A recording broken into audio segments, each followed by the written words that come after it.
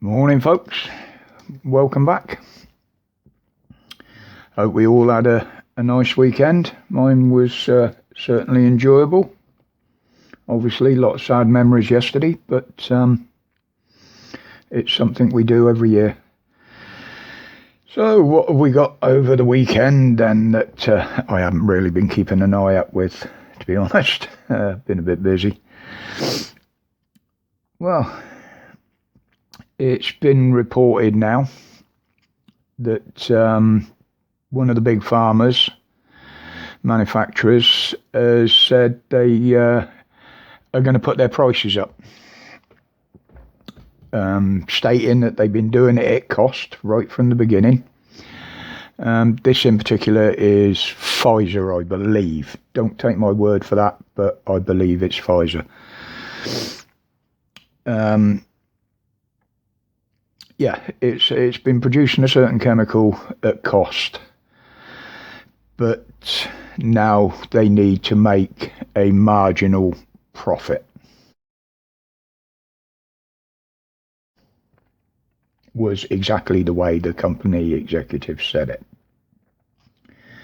Now, we all know what they mean by marginal, don't we? You know, you've only got to look at the price of a tub of paracetamol or aspirin in the supermarket. 25, 30p was it used to be or something.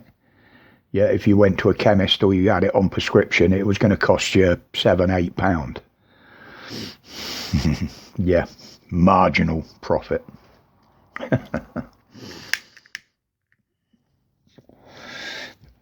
Now, I remember a story from back in my school days. Well, I say a story, I went through it.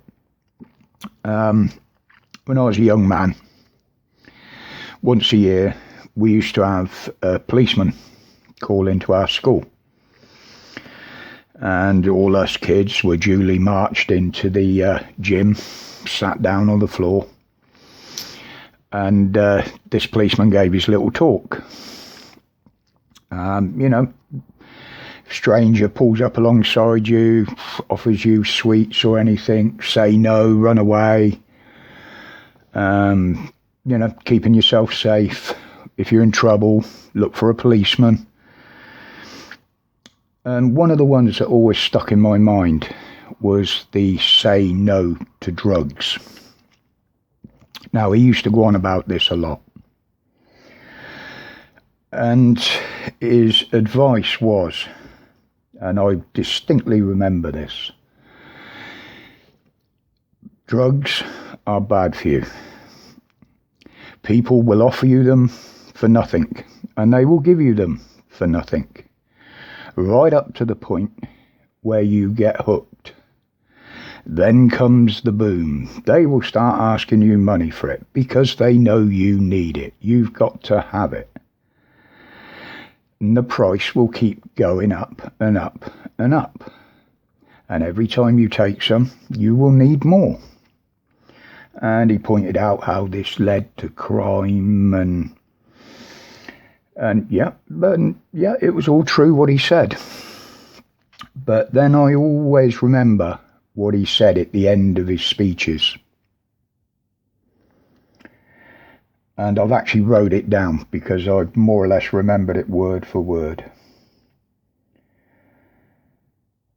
Do not take anything that you have been coerced into taking or threatened into taking.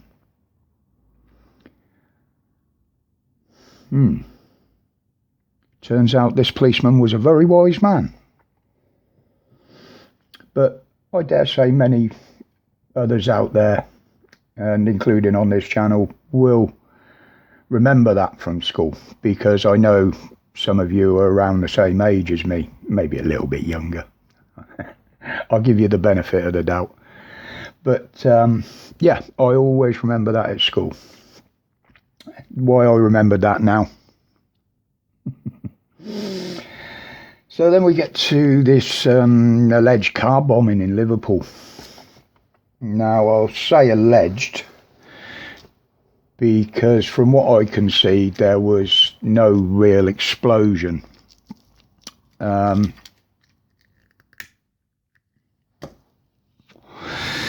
I mean, there was obviously something going on. Looking at the reports that are coming out today, the taxi driver obviously realised something was amiss, because apparently he pulled up, jumped out the car, locked the doors, and run into the hospital, effectively locking the 3 that were in the car, or however how many were in there, and running off, taking the keys with him. At which point the car went woomph. Now, they've said that it could possibly have been, they are treating it as a terrorist attack, obviously, but they're saying that it might have been just a detonator that went off and not the full whack of whatever they're finding in there. Now this, I'm inclined to fall in line with. Now, if you look at the clips and the photographs that are out there, the car on fire, which I presume is the one that they're talking about, had no real definition, deformation of the bodywork. The only damage I could see from it was more or less only fire damage, and several cars parked alongside it, less than 10 metres away. One had fire damage, and the others probably would have as well, being that close to a fire that intense. But again, there was no deformation of any bodywork. All their glass was intact. So there wasn't obviously a big explosion. It might have been more like a firework going off in there. You don't know.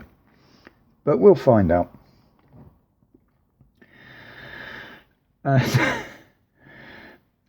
You've got lockdowns coming in all over Europe.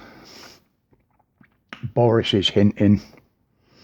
Javid is threatening.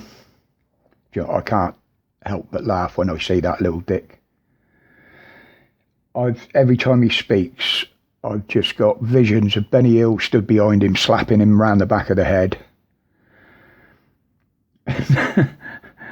And his eyes, man, it looks like someone's plugged him into the friggin' mains. But there's definitely a bit of Napoleon syndrome going on there, I think.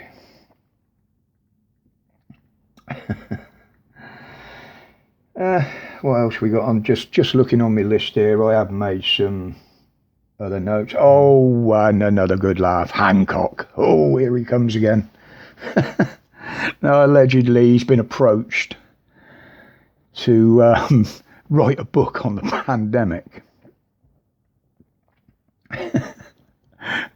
Well, Mr. Hancock, I'll put a few suggestions together for titles for you.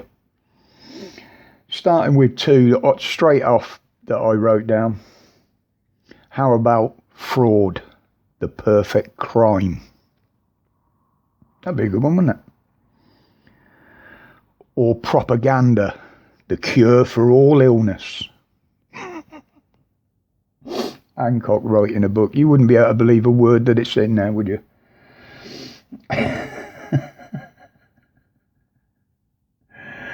Oh dear. Well, I'll leave it there for today, folks. So it's only just going for a few notes. I'm just checking that there's nothing else in there I want to go through. I will be about most of the week this week. The daughter's still got my car. In fact, the bit to be posted off for it's over there today. I've got to take that up and post it and get a bit back by return so I can fit it. I've got all the wrapping to do. You can see there, as I said yesterday, the missus and the daughter are out Christmas shopping the weekend, and I've been assigned wrapping duties. So, but anyway, guys, I'll leave you there. Thank you for watching. As always, thank you for your support. My respects to you, each and every one of you, for that. And until the next one, stay safe, stay strong, and stay free from tyranny and oppression. My respects to you all. I'm gone.